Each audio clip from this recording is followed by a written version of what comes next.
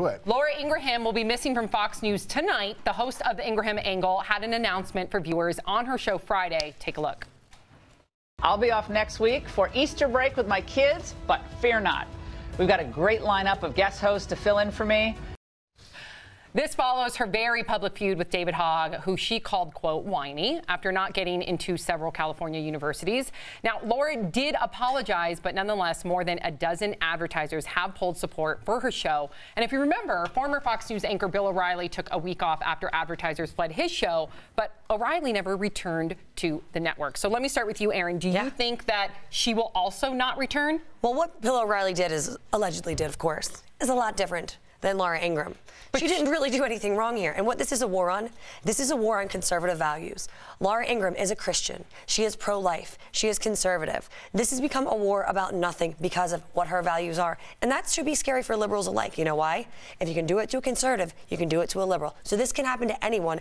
And by the way, David Hogg is a victim of a tragedy. We understand that. And that's a horrible tragedy. There's nothing good to come out of that. However, he has gone out and publicly said things like F-word Trump and F-word Fox News. So he's dishing it out. He's got to be able to take it off. He's also 17, though. How about not putting a label of conservative or liberal on, and how about being she's a jerk for writing that? How are you going to write that when someone went through? She called him whiny. I mean, it's not that big of a deal. Yeah, but for someone to go through a tragedy like that, why? You can never. Can't you aim it somewhere else? You can never win with a victim of a tragedy. You're absolutely right. But I mean, I don't think. Let's not be a snowflake here. Let's not go in our safe space. She used the word whiny. So you think she should lose her job over it? Absolutely not. Heck to the no. I mean, she didn't do anything wrong. And she's a brilliant woman that serves a certain demographic of the population on Fox News. She does a good job. It's a great show. But this is silly goose material. But, Al, many people would say she did something wrong by, in their words, bullying a 17-year-old. Right, and it was bullying. It was attacking him for not getting into college. That had nothing to do with his stance on guns. She called him whiny, and she attacked somebody in a vulnerable. I don't know if you've